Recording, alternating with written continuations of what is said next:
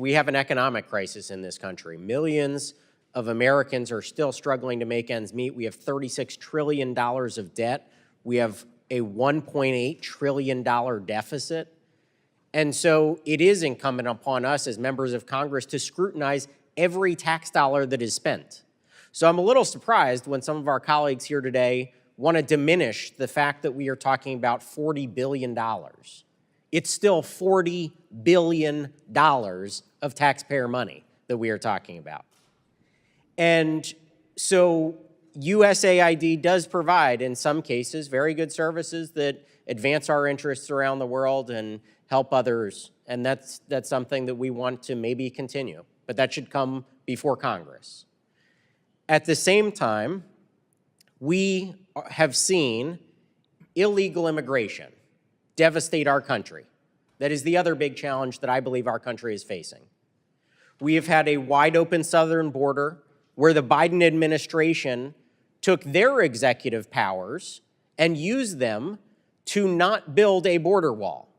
There were funds that were appropriated through Congress to build a border wall. I was down on the southern border. I saw the equipment laying by the side of the border, not being built. And so Mexican drug cartels were bringing in weapons and human trafficking and drugs right across our border, and there was nothing being done about it.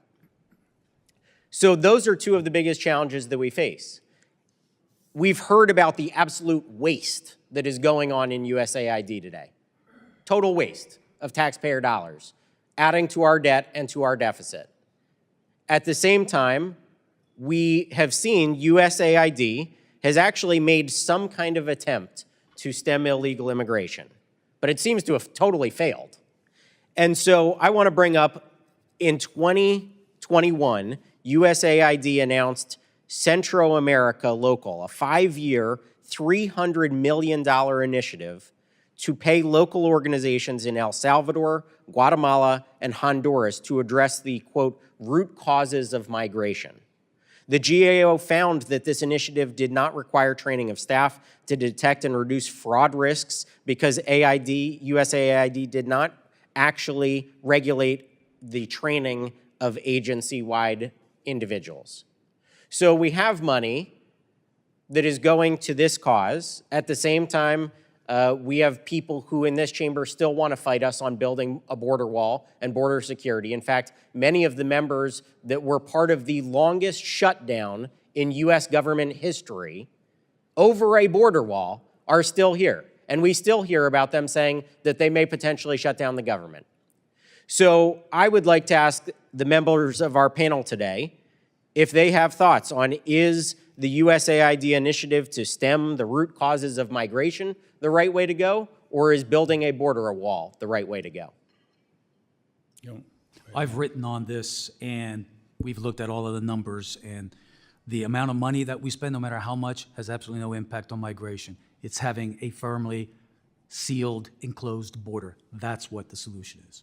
Well, thank you. I appreciate that response, and I agree with you.